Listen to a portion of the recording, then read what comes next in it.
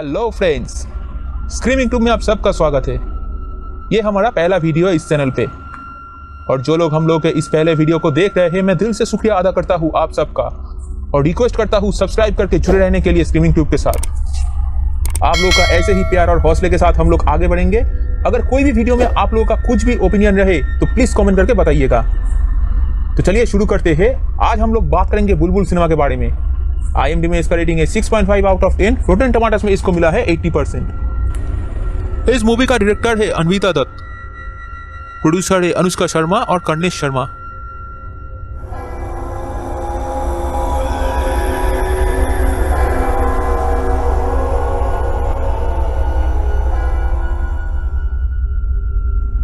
Film का शुरुआत होता है एक छोटी सी लड़की की शादी को लेकर। 1881 में बंगाल प्रेसिडेंसी में रहने वाली एक छोटी सी लड़की जिसकी नाम थी बुलबुल, उसकी शादी तय होता है ठाकुर परिवार का बड़ा बेटा इंद्रनील ठाकुर के साथ। इंद्रनील का और भी दो भाई था, महेंद्र ठाकुर और सत्या ठाकुर। महेंद्र ठाकुर इंद्रनील ठाकुर का जुड़वा था और मेंटल डिसबैलेंस भी, और सत्या ठाकुर बुलबुल की उम्र के थे। शुरू में दिखाया जाता है कि बुलबुल शादी का जोड़ा पहन के अपना बचपना करते हुए एक पेड़ के ऊपर बैठा हुआ है, और उसका घर वाले उसको ढूंढती रहती है शादी का मंडप पे ले जाने के लिए। शादी होने के बाद जब बुलबुल पालकी पे बैठे अपना ससुराल जा रही थी, तब पालकी पे रहते हुए सत्या के साथ उसकी काफी अच्छी दोस्ती हो जाता है, और सत्या उसे किसी पेड़ पे रहती हुई चुड़ैल की कहानी सुनाता है। फिर ससुराल आने के बाद बुलबुल सत्या को ढूंढती है क्योंकि वो उसी अपना पति मानती थी। तभी इंद्रनील आके उससे कहता है कि सत्या उसकी देवर है और इंद्रनील उसका पति। थोड़ा बड़ा होने के बाद उसे देवर और पति का फर्क मालूम हो जाएगा। फिल्म का अगला सीन दिखाया गया 20 साल बाद, जब सत्या ठाकुर लंदन से अपना पढ़ाई पूरा करके अपना घर लौट रहा था। जिस गाड़ी पे वो था, उस गाड़ी का करवान उस गाड़ी को काफी तेज भगा रहा था। तभी सत्या उससे कहता है कि गाड़ी थोड़ा आहिस्ता चलाने के लिए। जवाब में करवान उससे कहता है कि ये रास्ता काफी खतरनाक है। सत्या उससे इसका वजह पूछने पे करवान उसे किसी चुड़ैल के वहां रहने के बारे में कहता है, और सत्या उसे हंस के उड़ा देता है। तभी सत्या सो जाता है, और करवान गाड़ी चलाते चलाते रास्ते पर किसी पेड़ के गिर पड़े रहते हुए देखकर काफी हैरान होकर गाड़ी रोक देता है। फिर वो गरवान पेड़ को वहां से हटाने के लिए नीचे उतरता है, और तभी एक औरत उल्टा लटकते हुए बहुत ही अजीब तरीका से गाड़ी पे बैठे हुए सत्य के मुंह पर झांकता है। तभी सत्य का नींद टूट जाता है, और गाड़ी का गरवान पेड़ हटा के उसे आके कहता है, आप सो जाइए छोटे ठाकुर, बड़ी हवेली आने पे मैं आपको जगा दूंगा। फिल्म का अगला सीन है अगला दिन सुबह, जब सत्या बुलबुल से मिलने गया। तभी वो देखा कि बुलबुल किसी झूले पे बैठी हुई उन लोगों के गरवान को दूसरा शादी करने के वजह से बहुत ही गुस्से से कह रही है कि अगर उसने अपनी पहली बीवी को थोड़ा सा भी तकलीफ दी तो उससे बुरी कोई नहीं होगी। तभी सत्या हंस के बुलबुल से पूछता है, ठाकुर ठाकुर खेल रहे हो भाभी? तभी बुलबुल उसे देख के काफी खुश तो होती है, लेकिन साथ ही साथ उससे पूछती है कि इन 5 सालों में क्या उसको बुलबुल की थोड़ी सी भी याद नहीं आई?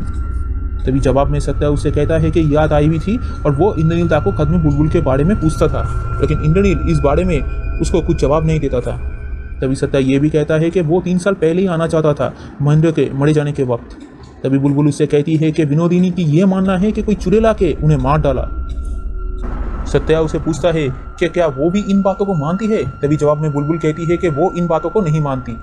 फिर बुलबुल उससे पूछती है कि विनोदिनी के साथ मिलने चलोगे? फिर वो दोनों विनोदिनी के साथ मिलने विधवाओं के आश्रम पर जाते हैं।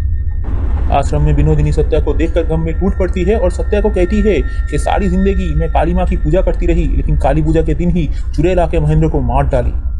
अगला सीन दिखाया जाता है कि बुलबुल और विनोदिनी दोनों एक साथ काली पूजा के दिन माँ काली के आरती कर रहे हैं, और घर में महेंद्र का लाश पड़ा हुआ है, जैसे कोई जानवर आके बहुत ही बेरहमी से उसे मार डाला। फिल्म का अगला सीन है जब सत्या अपने एक टीम को लेकर के उस रात को शिकार पे जाने के लिए जंगल जाने वाला था, लेकिन जाने से पहले वो बुलबुल से मिलने गया, और वहां जाके उसने देखा कि बुलबुल एक झूले पे किसी डॉक्टर सुदीप नाम की आदमी के साथ बैठा हुआ है। ये देख करके वो काफी हैरान हो गया, क्योंकि उस वक्त की घर के बहुओं को किसी बाहर के इंसान के सामने आने का इजाजत नहीं था। अगर किसी काम से किसी बाहर के कोई मर्द से मिलने का जरूरत होता भी था तो पर्दे के पीछे से उसे मिलना पड़ता था, और यहाँ तो डॉक्टर सुदीप और बुलबुल एक झूले पे दोनों एक साथ बैठे हुए हंस करके बातें कर रहे थे। तभी सत्या बुलबुल से पूछते हैं कि डॉक्टर क्यों आए हैं, सब ठीक तो है? तभी बुलबुल कहती है कि सब ठीक है, बस डॉक्टर सुदीप उससे यूं ही मिलने के लिए आए हैं। उसी वक्त मास्टर दिनकर का जिक्र होता है, जहाँ सत्या मास्टर दिनकर का बात सुन के कहता है कि वो बहुत ही अच्छे इंसान है, और जवाब में बुलबुल कहती है कि उसके पत्नी के टूटी हुई हड्डी से पूछना कि वो कितने अच्छे इंसान है। तब डॉक्टर सुदीप कहता है कि पूछने से क्या फायदा, वो तो हर बार यही कहता है कि सीढ़ियों से गिर गई है। तब सत्या कहता है कि शायद सच कहता है, और बुलबुल काफ़ी सरकास्टिक वे पे कहती है कि इस गांव पे सिर्फ एक ही घर है जहां सीरिया है। तभी डॉक्टर सुदीप वहां से जाने के लिए तैयार होता है और बुलबुल के बातों से सत्या को ये मालूम होता है कि दोनों काफी अच्छे दोस्त थे। फिल्म के अगले सीन पे दिखाया जाता है कि सत्या ठाकुर मास्टर दिनकर को लेकर शिकार पे निकले हैं और तभी मास्टर दिनकर पीछे पड़ जाते हैं और रास्ता भटक जाते हैं।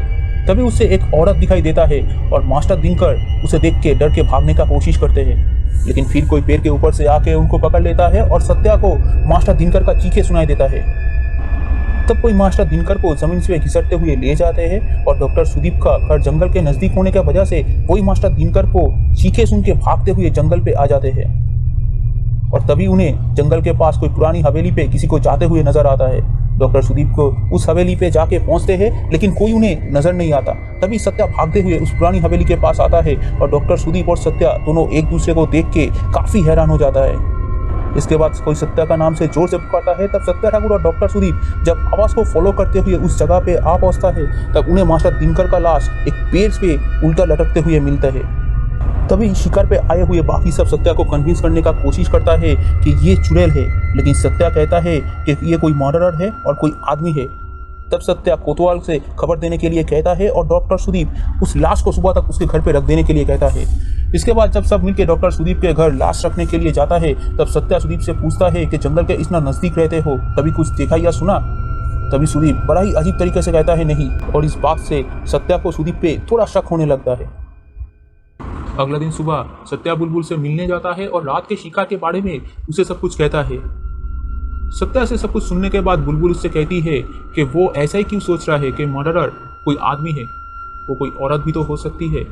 जवाब में सत्या उसे कहता है कि कोई औरत कैसे किसी इंसान का इस तरह से मर्डर करेगा। जब वो दोनों ऐसे ही बातें कर रहे थे तभी वहाँ पे विनोदिनी आती है और विनोदिनी को देख के बुलबुल उसका आने का वजह पूछती है और तभी सत्या उसे कहता है कि महेंद्र का बरसी आने वाला है।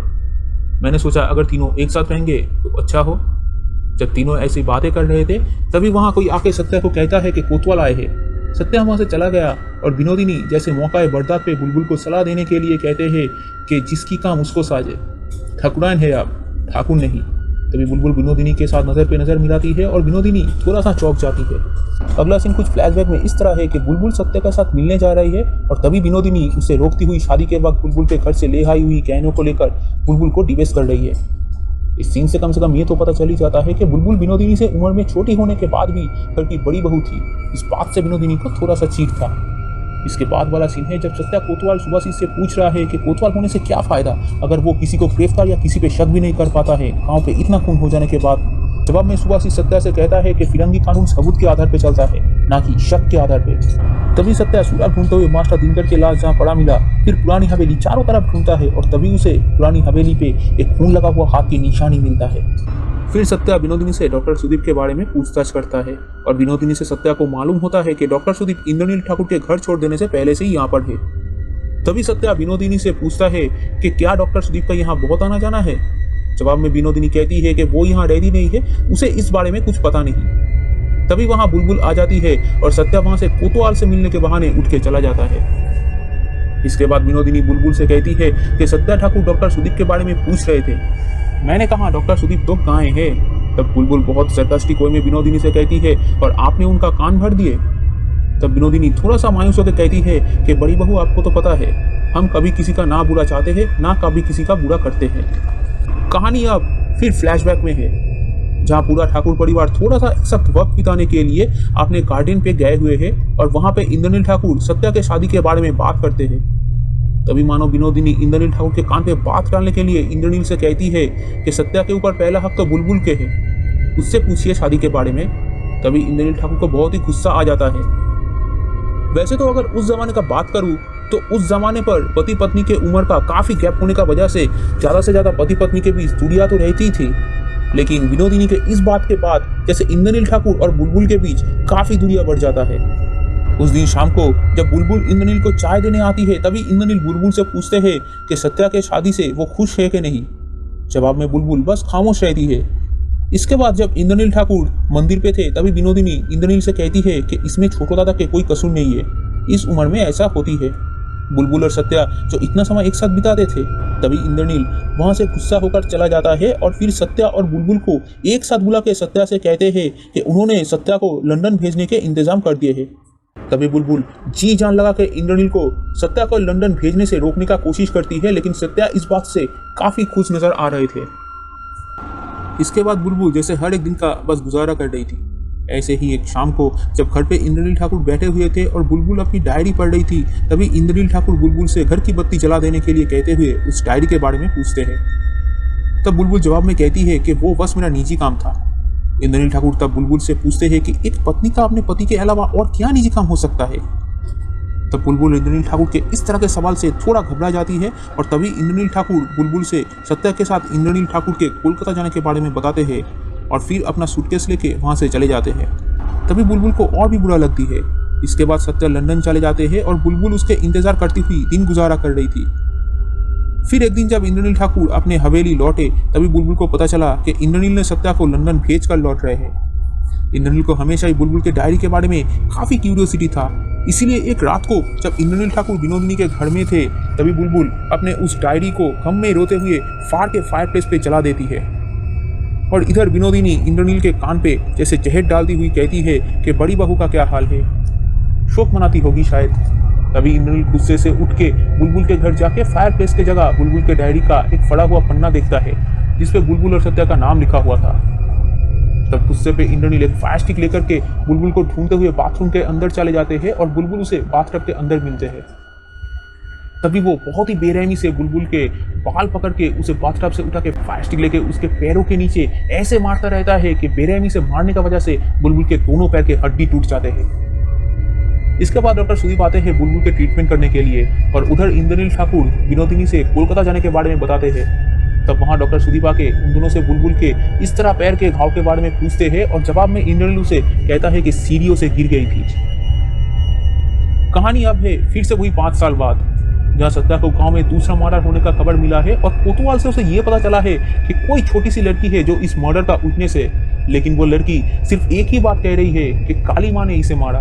कहानी यहाँ तक तो सही था, लेकिन इसके बाद ट्विस्ट फिर ये है कि सत्या को वहां पे पता चला कि इस मर्डर का भी पोस्टमार्टम करने के लिए डॉक्टर सुदीप आए थे। फिर एक दिन सत्या बुलबुल और डॉक्टर सुदीप को एक साथ उस जगह पे बात करते हुए देख लेता है जहाँ पे बुलबुल और सत्या दोनों एक साथ मिलते थे। यहाँ तक कि सत्या के शादी में गम में मायूस हुए बुलबुल को सत्या ने उसी जगह पे मिलके उसे शादी ना करने की वादा भी किया था। फिर एक दिन सत्या गांव में हुए सारी मर्डर के रिपोर्ट स्टडी कर रहा था और उसे सबसे अजीब बात तो यही लग रहा था कि हर एक मर्डर के साथ डॉक्टर सुदीप का कुछ ना कुछ ताल्लुकात है ही। तभी वहां बुलबुल आती है और बुलबुल को देख करके सत्या उसे सीकर ऑफर करते हुए एक कहानी सुनाता है। वो कहानी कुछ इस तरह है, कोई आदमी शहर से गांव में आता है और वो गांव में आने के बाद से गांव में खून होना शुरू हो जाता है और एक लड़की उस आदमी के चाल में कुछ इस तरह से फंस जाती है कि उसे सही गलत यहाँ तक कि अपने परिवार का इज्जत के बारे में भी कुछ ख्याल नहीं रहती है। तभी सत्या उसे कहता है कि एक दिन उस लड़की की पति उसे छोड़ के चला जाता है। तब बुलबुल हंसती हुई कहती है कि काफी अच्छी कहानी है। तब सत्या बुलबुल के इस तरह की बिहेवियर से थोड़ा सा हैरान हो जाके कहता है कि भाभी बस हो गई आपसे गलती, आप अकेली थे, आपको सही गलत समझ में नहीं आया होगा, उस सुदीप ने आपको फंसाया है। जैसे कि मानो सत्या अपने घर में टूटे हुए अपने भैया की संसार को चुनने की कोशिश कर रहा है। तब बुलबुल उसका इस बात से हंस के टूट पड़ती है और फिर सत्या से कहती है कि साफ साफ ये क्यों नहीं कह देते कि सुदीप से चलते हो। तब सत्या जलते हुए बुलबुल से कहता है कि भाभी उसका नाम मत लेना। तब बुलबुल सत्या के सामने सुदीप का नाम बार बार लेती है और सत्या जलते हुए गुस्से से बुलबुल को कहता है कि कितनी बदल गई है आप। मैंने इंद्रनील दादा को चिट्ठी लिखा है आपके साथ क्या किया जाए इस बारे में बात करने के लिए, पता नहीं वो आपको वापस लेगा या नहीं, तब तक के लिए आप मायके चला जाए। तब बुलबुल सत्या को जैसे टीस करती हुई कहती है कि तुम सब एक जैसे हो। इसके बाद का सीन वही फ्लैशबैक में है जहाँ इंद्रनील बुलबुल को मार के उसका पैरों का हड्डी तोड़ देता है और पैरों पे मरहम पट्टी लगी हुई बुलबुल अपने बिस्तर पे सोई हुई है। ऐसे ही एक दिन बुलबुल के घर पे इंद्रनील का भाई महेंद्र ठाकुर आके बुलबुल को सेक्सुअली मोलेस्ट करता है। अपने शरीर का ऐसा दर्द, ऊपर से महेंद्र का इस तरह सेक्सुअली मोलेस्ट की वजह से बुलबुल का सांस रख जाता है और सेंसलेस होकर वो पड़ी रहती है। बुलबुल के इस हालत देख के महेंद्र घबरा के भाग जाता है वहां से और विनोदिनी के पास आके सो जाता है।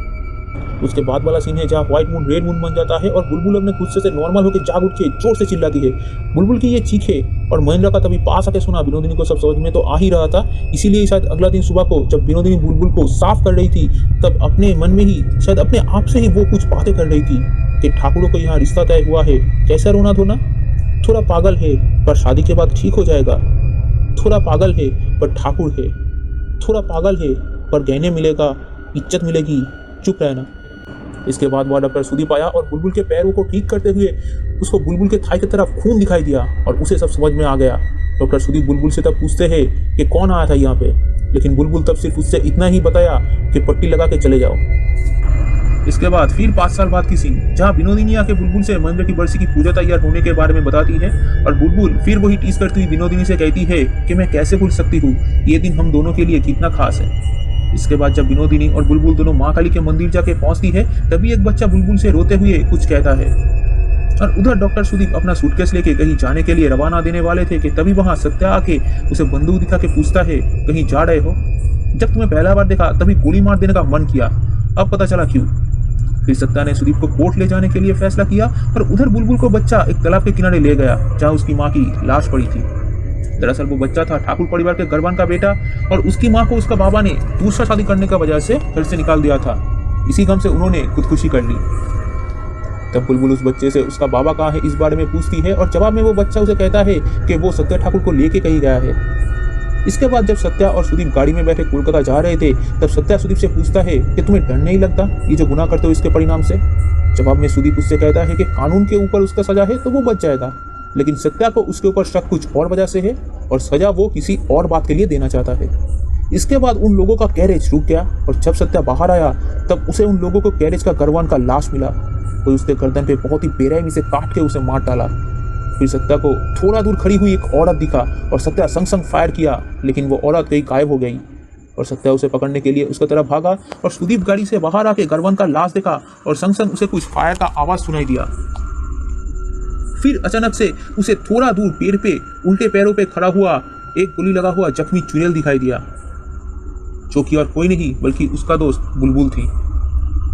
यहाँ पे फ्लैशबैक का कुछ सीन दिखाया गया जहाँ पे इंद्रनील ठाकुर का बुलबुल का पैरों में उस तरह से मारने का वजह से उसका पैर का हड्डी इस तरह से टूट गया था कि वो कभी पैर सीधा कर नहीं पाती थी। उसके पैरों को सुदीप अपने ट्रीटमेंट से थोड़ा सा तो ठीक कर पाया था, लेकिन नॉर्मल एक इंसान का तरह चलने के लिए उसे अलग सा जूता पहननी पड़ती थी। जब बुलबुल को देख करके सुदीप को ये सब बातें याद आ रहा था, तभी वहां सत्या ठाकुर आके सुदीप को उसके साथ चुड़ैल को पकड़ने जाने के लिए कहता है, लेकिन सुदीप उसे लौट जाने के लिए सलाह देता है। तब सत्या सुदीप का ये सलाह इग्नोर करते हुए कहता है, you are free now, you may leave. फिर जब सत्या चुड़ैल को ढूंढने जा रहा था, तब उसको रोकने का कोशिश करते हुए सुदीप और सत्या का बीच हाथापाई शुरू हो जाता है। इसी हाथापाई के दौरान सत्या उससे उस चुड़ैल को बचाने का वजह पूछता है और सुदीप उसे जवाब में कहता है कि वो मेरा सिर्फ दोस्त है, तुम्हारा सब कुछ है। दोनों पे हाथापाई होने के वक्त सत्या के हाथ पे रहते हुए मसाल से थोड़ा थोड़ा जलता हुआ टुकड़ा सूखे पत्तों पे पड़ने की वजह से जंगल पे आग लग जाता है और तभी सत्या सुदीप से पूछता है कि वो एक डायन को क्यों बचाना चाह रहा है। जवाब में सुदीप कहता है कि वो डायन नहीं देवी माँ है। इस वक्त फ्लैशबैक में एक सीन दिखाया गया जहाँ बाथटब में एक आदमी एक बच्ची को एक्सप्लॉइट करने वाला था।